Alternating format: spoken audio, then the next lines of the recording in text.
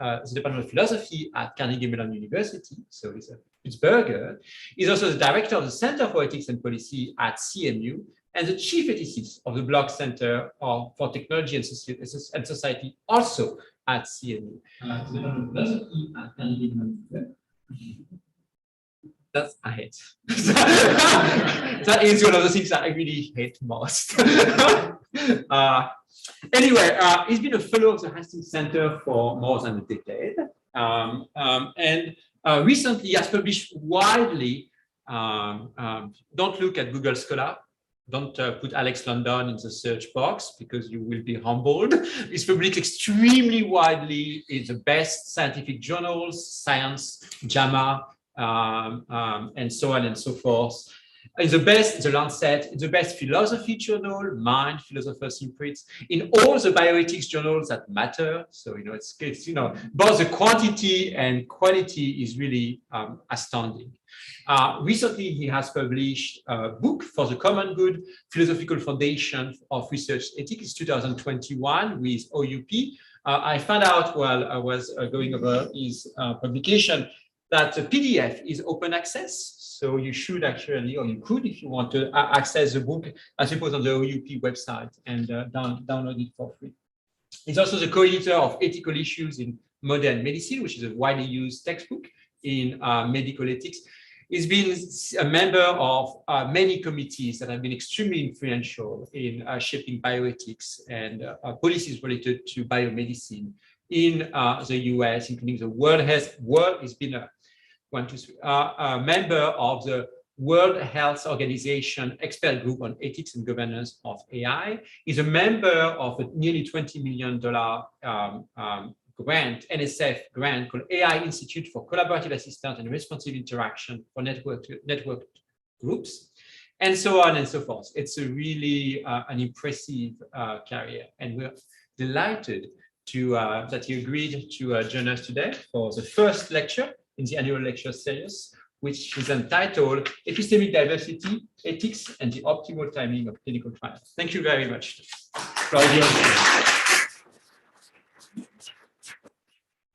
Well, thank you for that really generous introduction. Thank you for coming. I'm going to try to do probably too many things, but I figured it's good to try to put a lot of pieces on the table, and then in question and answer, and we can go deeper into any of the things that I do. So I'm going to give you some more context than necessary for what's going to be the sort of the meat of the talk. So the meat of the talk is going to be the stuff about how should we model the diversity in the epistemic community in medicine. But I'm going to give you some background to that because it frames the larger project that I'm interested in research ethics. And it also has one of the themes that I'm interested in, which is about the relationship between the individual and the group. So the stuff about modeling is independent of the context I give you, but hopefully the context will make it a little bit more interesting, or will also be interesting. So then I'll talk about how we should model epistemic diversity, give you some new concerns relative to this concept of equipoise or clinical equipoise that I'll explain to you as I go through the talk. I'll talk about optimal timing of clinical trials then. I'll say some things about like how should we think about the health of the epistemic community in a certain sense, like when is it functioning well, when is it kind of not functioning well. And then I'll end with how to try to map what I'm doing here onto more dynamic approaches to learning, because I think they do sort of go together pretty well. So let me start with the background. And the background is about whether there really is kind of a fundamental moral dilemma at the heart of medical research. And so if you go back, so history, important here. So I take you back to the heady days of 1967, the American College of Physicians. So this is before the revelations of Tuskegee, before the rulemaking that governs research with human subjects in the United States. Now, there's a burgeoning debate going on about what the norms should be that govern human subjects research. And the famous scientist, researcher, Walsh McDermott, opens this meeting about the changing mores of biomedical research with this famous statement here, when the needs of society come into headlong conflict with the rights of the individual, somebody has to play God. And what McDermott goes on to talk about in his talk is that this conflict happens very often in medical research. And he goes on to say it's a mistake to think that you can extend civic republican norms effectively about sort of the rule of law and equal treatment of people into this sort of delicate area like biomedical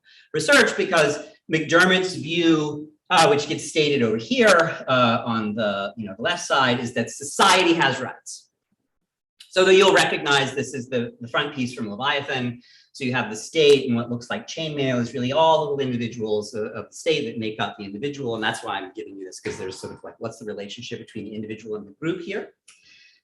And McDermott's view is the state has rights to medical progress. And in order to produce that project, an arbitrary decision has to sometimes be made against individuals. The individuals sometimes have to be sacrificed for the greater good, and researchers should be empowered to do that.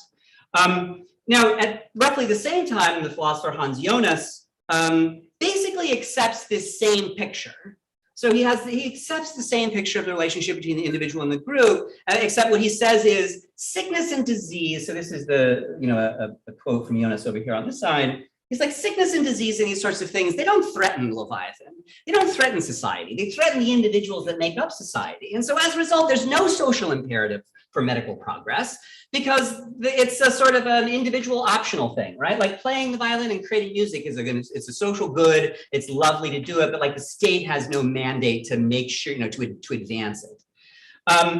Now, the revelations of Tuskegee happen shortly hereafter, and they're, sort of rise, the reaction from the public is so hot and swift that rulemaking happens, and that rulemaking is very pragmatic. So there's not a lot of philosophical ideas that go into the rulemaking, but basically Jonas provides sort of philosophical cover for the kind of pragmatic rulemaking that happens after the revelations of Tuskegee.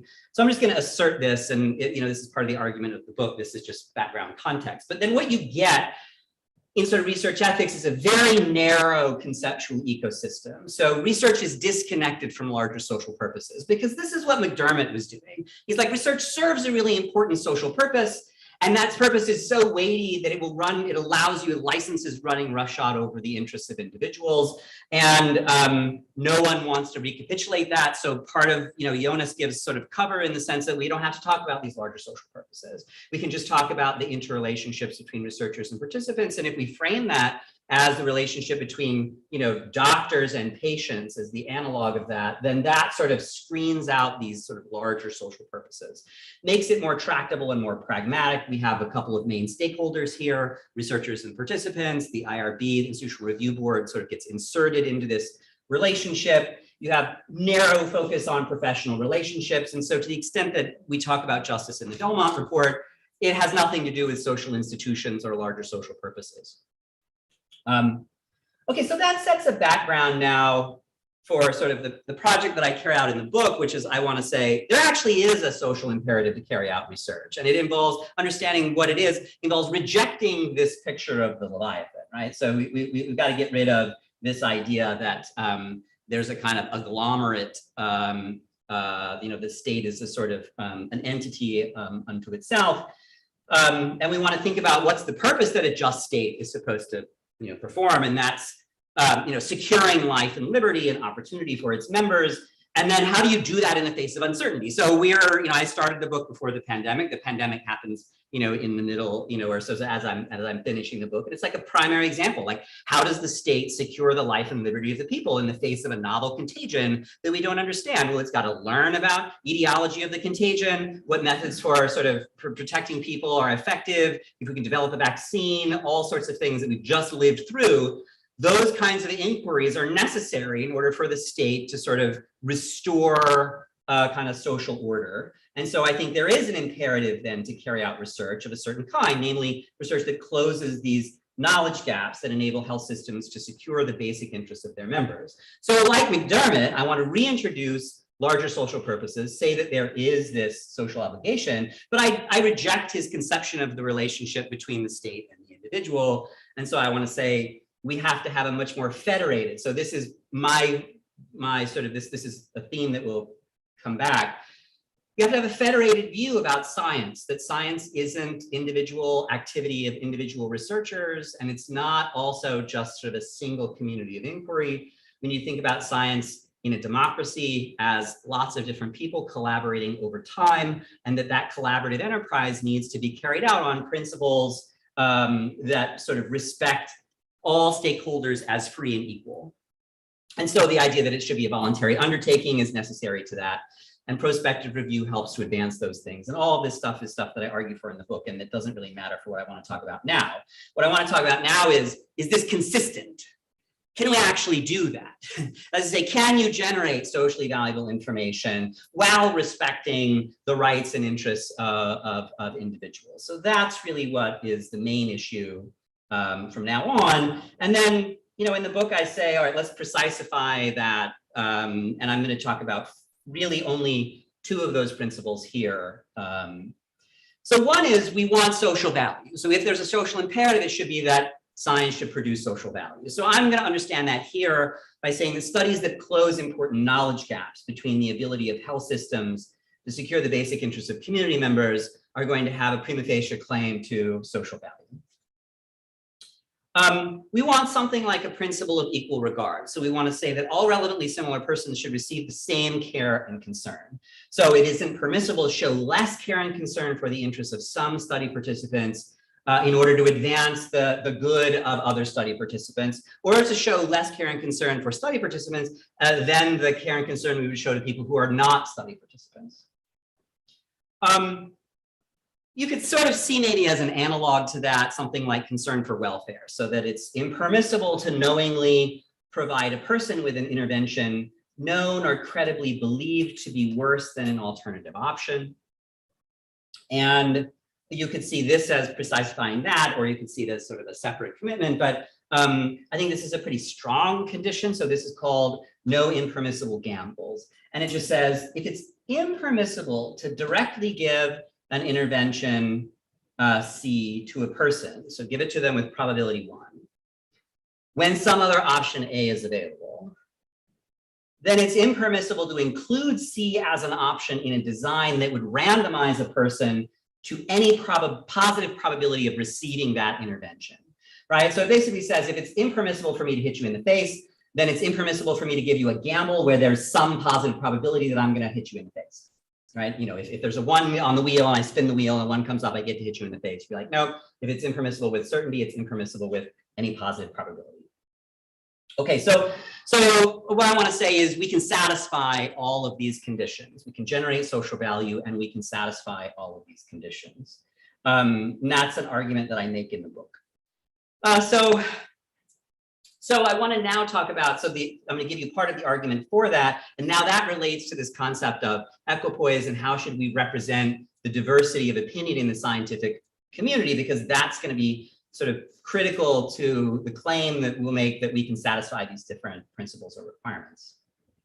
I want to start with what I think is a view that is, I'm not going to say that much about. I think it's a non-starter. I think philosophers are very much attracted to it. And so we can talk about maybe more of the problems with it, you know, in Q&A if you like. But this is the idea that this isn't possible a priori. And the reason is something like, well, the goals of an activity, you know, sort of determine the ethical standards that go along with the activity. If you could sort of think about the goals of the activity as then sort of determining kind of the decision procedure that would be necessary to achieve those goals. And then if the idea is, well, advancing science is a goal that then, you know, has the requirements that attend to it. And then if something like the physician's fiduciary duty to the individual patient is also a goal that has certain requirements that attend to it, then the idea is supposed to be something like the same individual can't, you know, follow both of those recipes at the same time with respect to the same person. And so, like, you know, there's a conceptual argument that these two things are incompatible.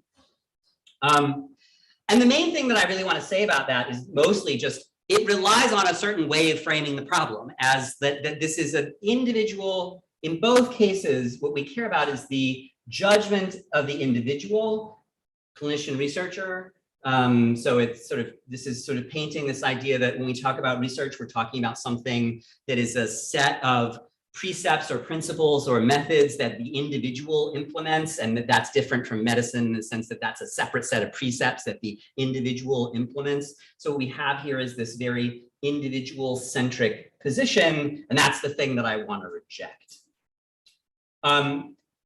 So So you might say then, okay, fine. It also depends on sort of what exactly are those principles, right? And it could be the case that those principles just can be satisfied in actual practice. And so this is the view, so I'll just show you, like, this is a view that I think doesn't die, that it's been murdered, you know, like people have driven the stake through its heart, they've shot it, they've flamethrowed it, they've thrown it out the building, and then, like, you know, like when you go out to the street, the body's not there, you know, and you're like, oh, you know, like it's not dead yet. And no matter what people do, this view keeps coming up, and partly it's because it's embedded in the language of equipoise. So, you know, Charles Fried, the Harvard law professor in the 1970s, talks about this concept as a way to try to reconcile these responsibilities of the clinician and the researcher. And it's like the goal of this concept is to reconcile social value and concern for welfare, where the idea is the individual clinician is permitted to randomize a patient just in case the clinician is uncertain about the relative merits of, and I'm just going to keep it simple, you know, could say N interventions, but let's just say A and B. If you're uncertain about the relative merits of A and B, then you don't sort of violate concern for welfare he didn't put it that way, but we're using this terminology, but you don't knowingly make a person worse off by randomizing them to A or B. Now, this view has tons of problems, and it doesn't matter how many times people show those problems, it keeps coming back. Partly because it combines a bunch of things that are really intuitive. So here's a quote from the Belmont report. The Hippocratic Oath requires physicians to benefit their patients according to their best judgment. So here this combines a norm of medical practice that my fiduciary duty to my individual patient means I have to choose what is best for them. So now we have a notion of like optimizing or optimal rationality. So there's a winner, a unique winner. Well, then in what circumstances would there not be a unique winner? Because what is it that's going to determine what's the best treatment? Well, it's going to be what's the impact of that treatment going to be on your health, discounted by probabilistic judgment, right? Basically, what's the expected value of giving you that intervention? And so the first worry is it's rare that two interventions would have identical expected value. And if they're not identical, if A is epsilon better than B, then like the Hippocratic, by premise one, my duty is to give you that. And even if it was the case that they start out with sort of equal expected value or equivalent expected value, as you start to generate evidence, then these things are going to become unbalanced, and then your Hippocratic duty would be to provide the one that looks like it's better. And so this doesn't work. This conception of equipoise doesn't work. And if you think that it's the only conception of equipoise, then you're also led to think that there's a dilemma, there's a fundamental dilemma here that you can't reconcile the interests of the individual sort of and science.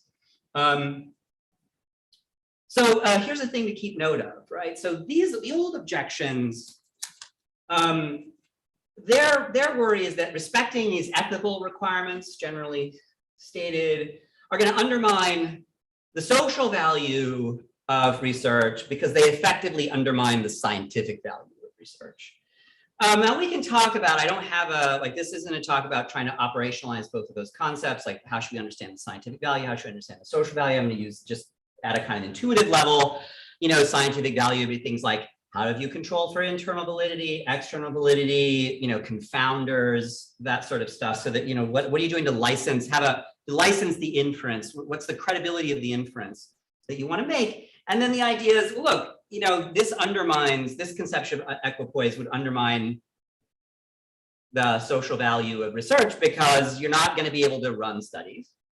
And if you do, you're not going to be able to run them to completion. So they'll be underpowered, basically. They won't answer your scientific question. I'm going to compare that when I raise some other problems for clinical equipoise. The alternative I'm going to give you, I'm drawing this out because the objection I'm going to give you are different. It's going to be that you can satisfy the ethics component and the scientific value component and still lack social value. So here's the template of the response to this version of equipoise that is wrong. And it's good to know that, just to try to inoculate you against that, but also then it points us in the direction of something that's better, and then that's what we're going to try to model. So, so the idea here is to call this the template argument. Let's just assume that, like, we're in a situation like we were during COVID, where there are interventions that we want to use for the condition in question, and we can use them in practice, or we can run a trial. That just helps to make things simple. So some experts prefer intervention A to B for patients with particular clinical characteristics and the relevant medical condition and stuff like that. Other experts prefer B to A for patients that have the same characteristics. So under these two assumptions, what we're saying is no individual clinician is uncertain or indifferent. Everybody has a strict preference. But they all differ in the strict preference that they have. And the original concept of equipoise would say, well, then randomization is impermissible because nobody's indifferent, right? But now from the group level, you go, yeah, nobody's indifferent, but the clinical community, experts in the clinical community, some people are giving A, some people are giving B. If you prohibit now us from randomizing people to A and B, it's Pareto inferior. You make everybody worse off and nobody better off. You make everybody worse off because you prohibit us from learning whether A is better than B. And you don't make anybody better off because effectively you don't change the distribution of what people receive in the community. And you make them worse off in the secondary sense, in the sense that, look, if patients have a right to choose their provider, then you'd be saying something like, well, I can go to an A favoring provider and I can get A with certainty. I can go to a B favoring provider and get B with certainty. But if you say it's impermissible for me to then flip a coin between whether to decide whether I go to see A or B, that seems really strange, right? Like, why should it be impermissible for me, if I can get something with certainty, to get it with some fraction of probability, especially if it's both those things are admissible, then surely some mixture of those two should be admissible. So preventing me from doing that seems like it's impermissible. It's kind of a paternalistic restriction on my liberty. And so it's either paternalism because you're doing it to protect me, or it's a kind of domination because you're doing it as an exercise of social power because you want to protect, you know, the sort of integrity of medical judgment now. But in either case, the idea is it makes people worse off and doesn't make anybody better off. So the better question then is, can a social system advance the goals of learning without violating the basic interests and rights of people? And now I've changed this from can the individual clinician do this to can a social system do this? And this is Friedman now, so Benjamin Friedman. So you had Charles Fried, and you have Benjamin Friedman, who proposed clinical equipoise, where it's the same setup, right? But he wants to say you can randomize people if there's the relevant uncertainty exists within the expert clinical community. So now instead of saying the uncertainty needs to be in the head of the individual clinician, you're saying something like, now the uncertainty needs to exist in the expert clinical community. How do I make sense of that? So the rest of this part now draws on joint work that I've done with Patrick Kane and Jonathan Kimmelman, and that's out recently in the Kennedy Institute of Ethics Journal. So, so there are a bunch of problems now in this context as well, in terms of people understanding what does it mean to now represent uncertainty within the expert medical community. So we have a very simple representation that's going to collapse a bunch of different things that you might care about down into like a single estimate. And we can talk during the Q&A then about, you know, some of the problems that this raises, but I hope it's sufficient to allow us to make the distinctions that I'm going to talk about. So imagine now that for simplicity, we have two interventions. We have intervention A and intervention B. And that we have this, sort of the real line. And so anything that's, going to be to the left of the 50%, right, is going to be the conviction of the individual researcher or clinician. about the superiority of that A is superior. So what we're saying is if you're over here, you believe A is superior, and then the question is how confident are you in the superiority? So for this, you'd have to say superior by some threshold, so by some meaningful degree, and then how confident are you in that superiority, right? And if you think B is superior, then you would be over here on this side. So, you know, this would be a clinician who is, thinks that it's relatively likely that A is better than B, but they're not like zealously in favor of A, right? And this would be the circumstance in which you had somebody who sort of, is moderately committed to the idea that B is better than A, but, also, not like, super committed to this. And then the idea is, well, we want to have a measure of the expert clinical community. So we want people who've seen the literature, who are experts. So we don't want just the random country bumpkin physician, right? But we want people who have seen the literature, who have an informed assessment, and then basically we want to put them all together. Like where are their views? And so now I'm converting my clunky, ball representation now into like a smooth line, but what I want you to see is the smooth line is supposed to represent something like the density of expert opinion. And now the question would be, okay, so what does it mean for the clinical community to be in equipoise in this new setting where now we're talking about the distribution of expert opinion within the clinical community? And so I already set you up here because you might be like, well, why did we call it equipoise? And if you could go back and change things in history, I would go back and change the name, because the name makes it sound like something is equally poised, right? Like why else? Like equal poise. So what is that? So the simple representation I'm giving you, because this is these experts, all things considered assessments, we can now distinguish three features of the way expert opinion might be distributed in the medical community. So we can talk about the degree of spread among those opinions. We can talk about the modality or the peakedness of those assessments. And then we can talk about the skewness of those assessments. And so that's what I want to do, and talk about then exactly which of these conditions would represent something like clinical equipoise. So here's a kind of another view that I think that doesn't die because it's built into the name. And so I'm just giving you two out of what could be a much longer list, of very smart people. These are really smart people who perpetuate this really pernicious idea that equipoise implies something like equal balance of probabilities.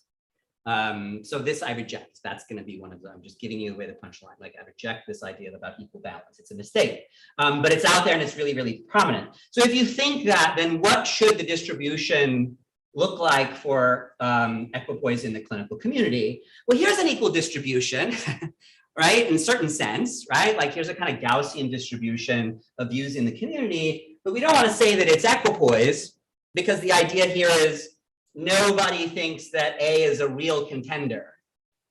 Now I drew it so like maybe there is a person there, but they don't constitute a reasonable minority. Because, yeah, so we can talk about that requirement later.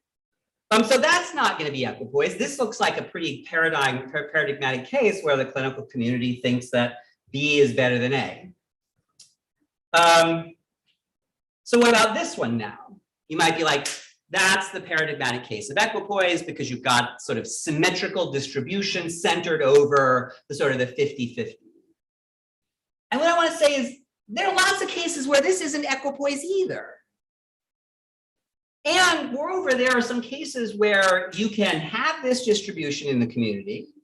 You could start a trial. You could run a trial. You could get internal validity and external validity and have no social value. So there's a unique now concern for the way equipoise, clinical equipoise has been formulated. What would that situation be? The situation would be in basically, so tranexamic acid is the thing that we use to stop bleeding. And there are literally hundreds of trials of tranexamic acid to stop bleeding in various different sort of, it's thoracic surgery, it's surgery on their, on your limbs, it's bleeding from pregnancy, all kinds of things.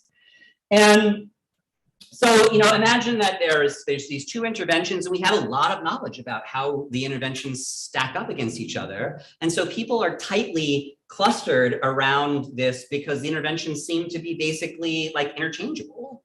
And so some people are like, yeah, I kind of think it's better to take Tylenol than Advil for my headache. And other people are like, yeah, I kind of feel like it's better to take Advil than Tylenol for my headache. And be like, great, I can start a trial in equipoise in this original sort of sense, right? I could run it to completion, and at the end of the trial, if in fact, I might shrink this distribution a little bit more because I might sort of tighten my estimate about the relative merits of these interventions, but why would I want to do that?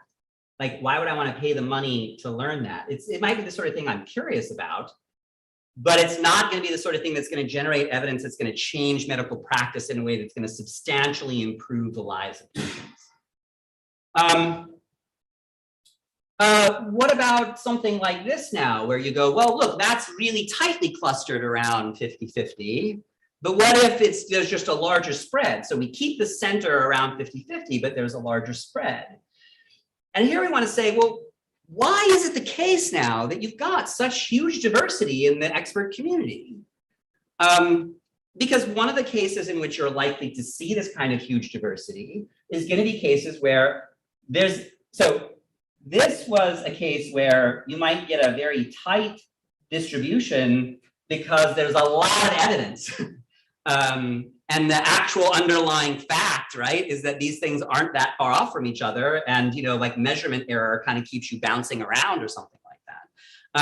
And so now the analog to that is when there's not that much evidence, and people are relying on background theory, then you might have a pretty wide diversity of opinion about the relative sets of interventions. And then you might not have equipoise here either, because there might be an alternative way of generating evidence to move the beliefs of experts in the scientific community without randomizing people. That is to say, there could be more early phase research that you could do that would generate information that would move the beliefs of the expert community.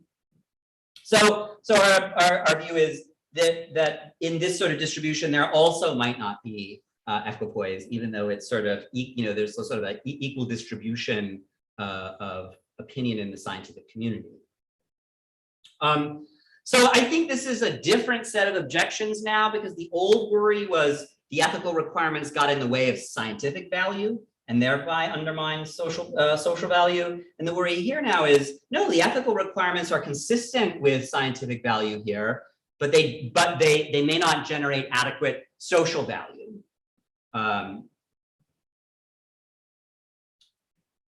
So let's look at what equipoise might really look like in this case. And we're going to have to jettison the idea now of equal balance.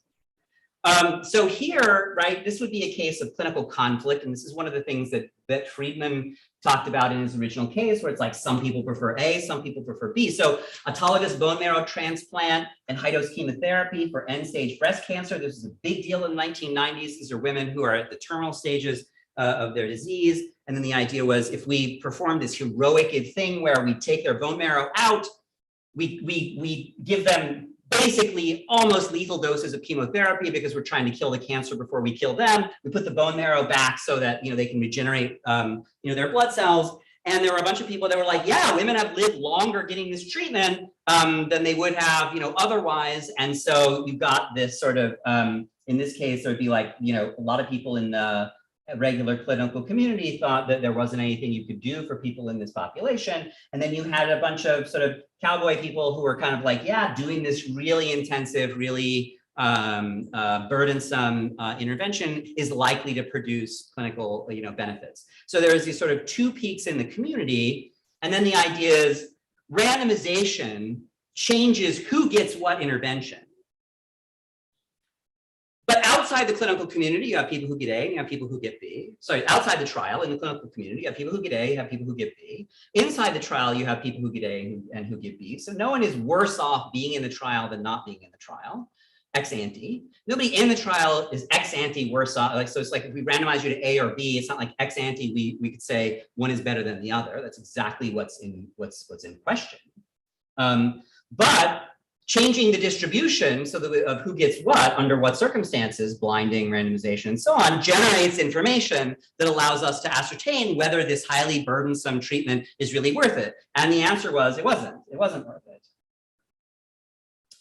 So now here's a case where there doesn't have to be an equal distribution. There just has to be what you had were highly, camps within the clinical community of positions that were well formed, and where a clinical trial would move the beliefs of the people in these different camps, and that clinical trial is a really good example of one in which it did move their belief. I mean, the proponents of that therapy, it effectively, I don't want to say died out because I don't think that ever happens, but it became much less prominent.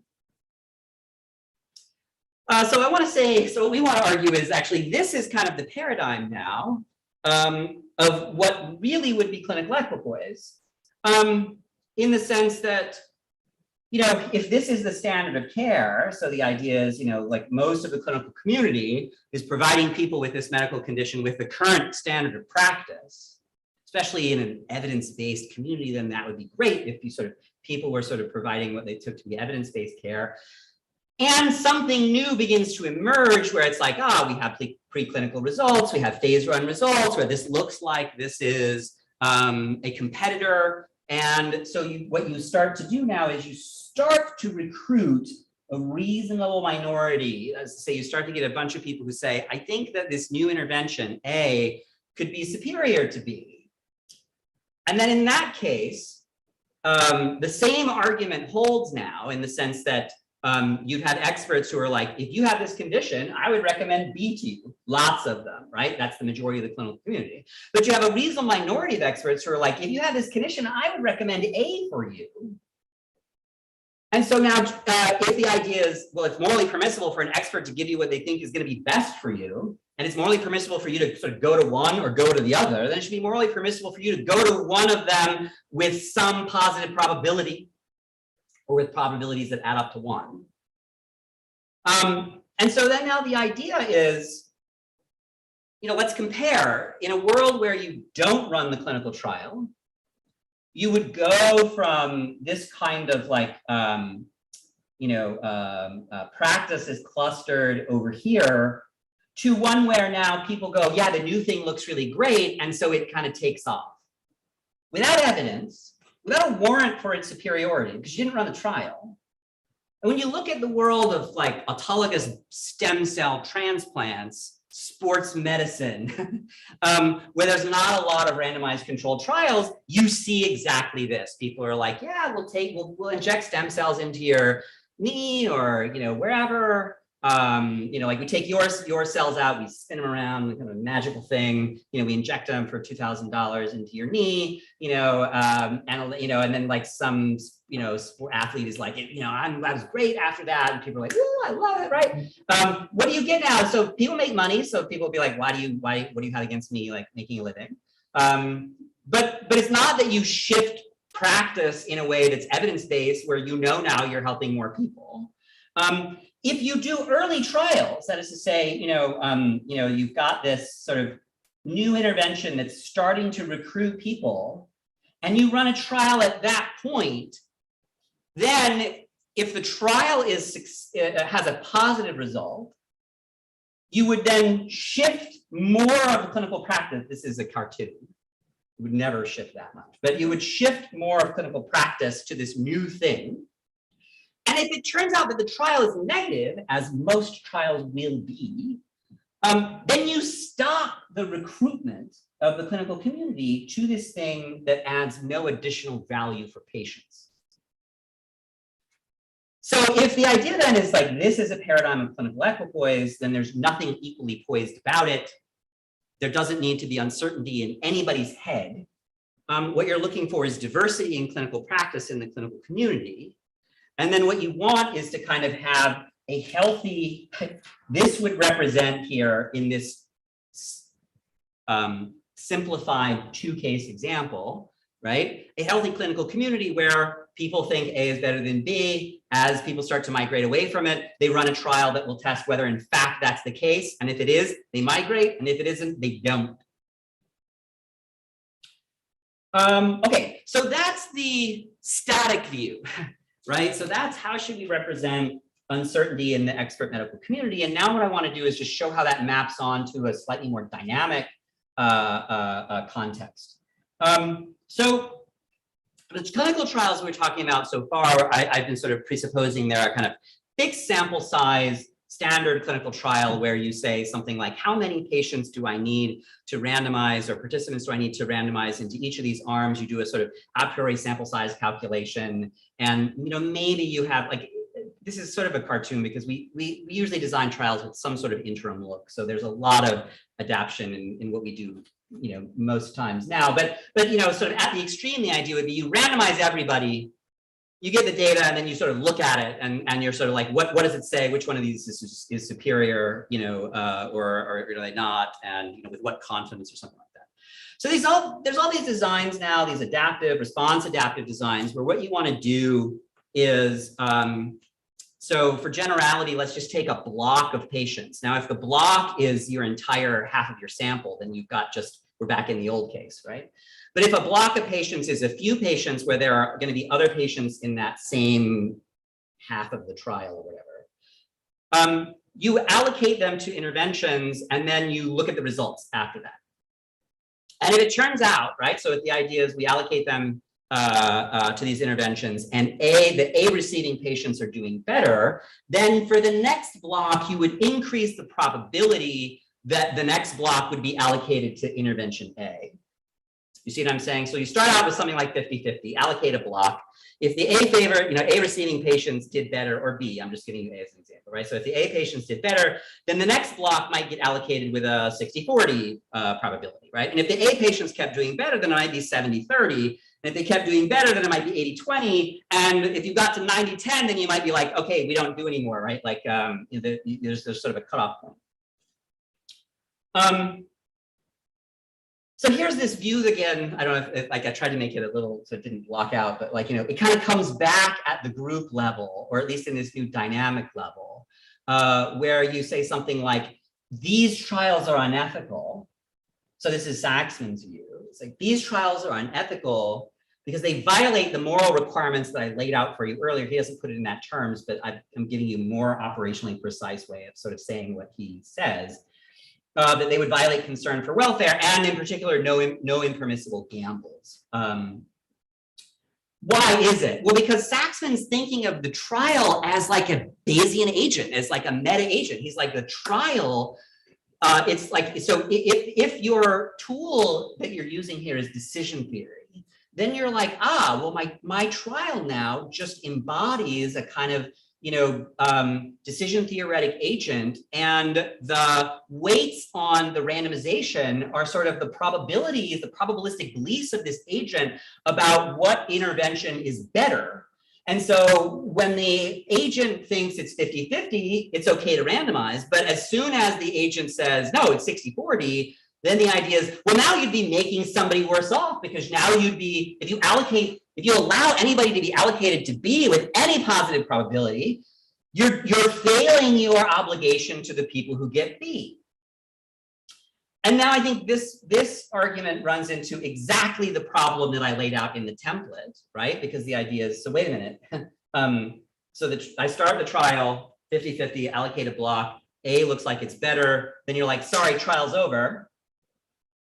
And then you're like, okay, great. The A favoring patient, you know, clinicians, maybe I've recruited some B favoring clinicians to, you know, A, but there's still going to be B favoring clinicians that are like, I'm not convinced. I'm going to still give B. And in fact, you know, many years ago, if my memory isn't failing me, I remember being at the NIH when people were like, what about adaptive designs? And they were like, we won't use adaptive designs because of historical example called ECMO, which we can talk about later if you'd like. But it was basically this: the trial would stop, but in the expert community, people won't be persuaded. So I think that's not how we should think about these trials. And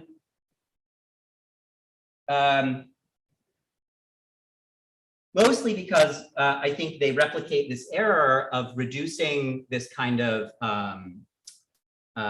something that we should think about as a federated group problem to a single agent's decision theory problem. This is just a nice little tidbit from my colleague Teddy and some of his colleagues, where there are interesting things about how you create this group agent. And if the way you create this group agent is by taking the beliefs of the experts and having like a linear pooling of their beliefs, then you won't preserve conditional probabilities in your meta agent. So the meta agent will change its belief on the basis of information that no underlying expert would use to change their belief. So if you say to the underlying experts, should we give this person a vaccine or not? You'd be like, yeah, you should give them the vaccine. Do you want to know what the weather is in China? And they'd be like, no, that's unrelated. But the meta agent might be like, oh yeah, tell me. And they're like, it's raining. You might be like, no vaccine for you now, right? That seems like an embarrassment to me if your meta agent has this kind of property, but that's just a little like bonus point. So the question should be then, how should we think about these adaptive designs along the lines of the kind of community picture that I gave you before? And so I want to say, we shouldn't make the uncertainty here shouldn't be in any clinician's head, and we shouldn't think of it as equal probability. We should think of it instead as reflecting diversity in the community. And so what you have are competing assessments of what constitutes best practice. And as information comes in, the beliefs of individual experts in the community are going to change, and that's going to change the size of these communities. And we should think then of the probabilities of the weights as reflecting the size of the relevant community.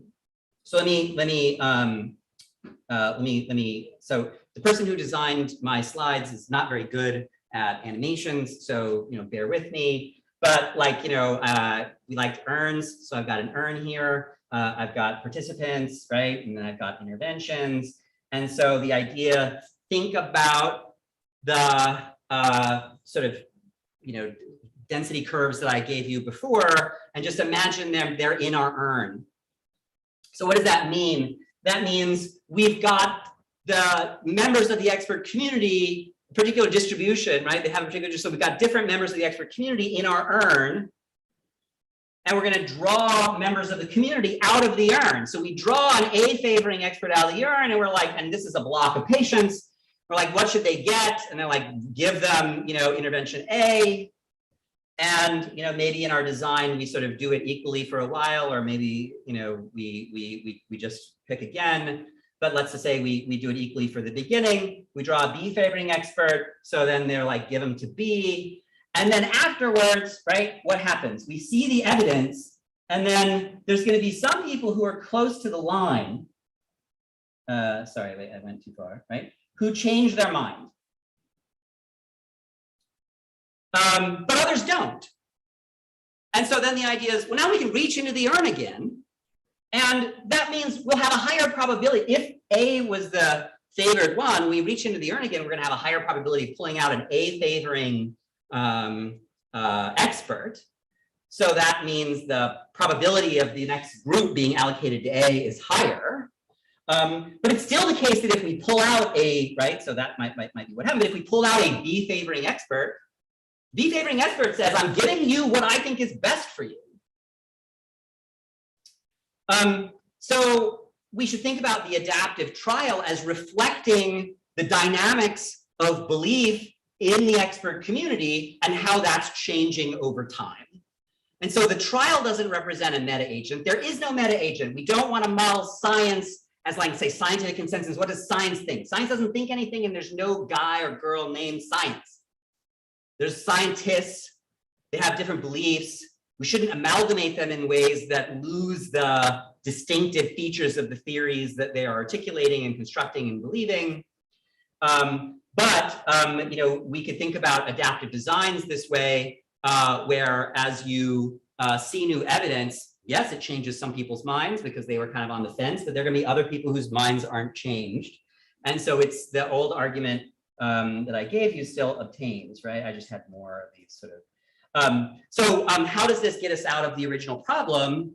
Well, look, if we have an idealized model of sort of the expert community and we want a trial to actually change the beliefs of people in that community, then that seems to sort of live up to what I was talking about in terms of social value, in the sense that we're trying to move practice in the community towards what interventions are going to actually be better for people.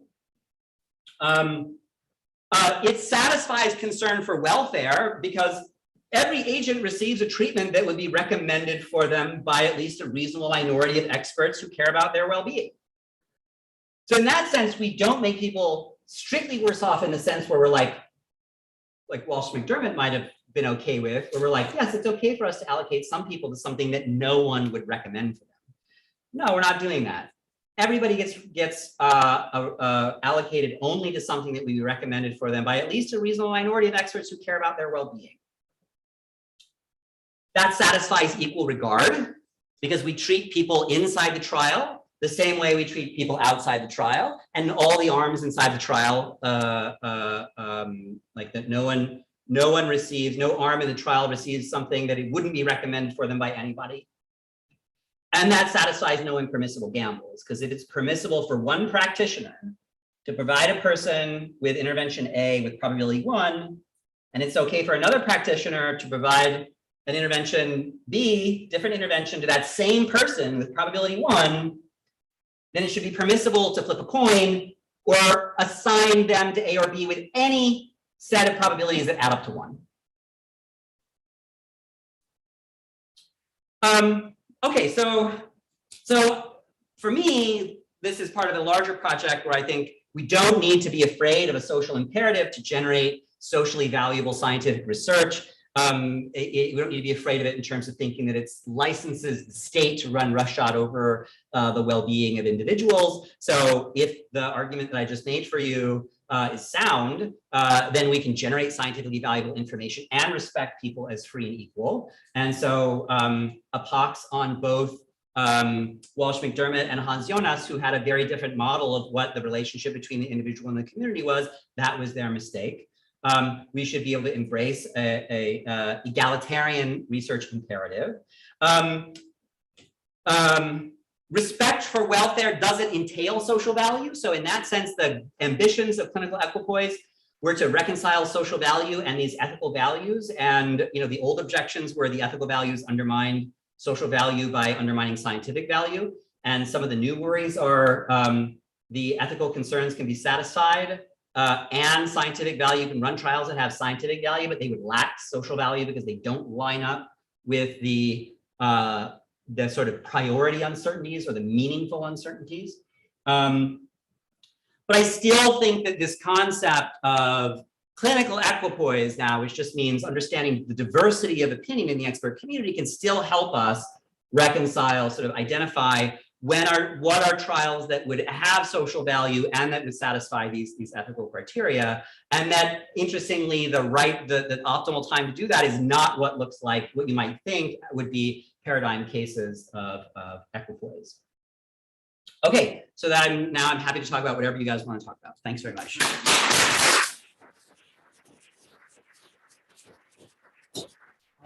Plenty of time for questions. Please raise your hand. David.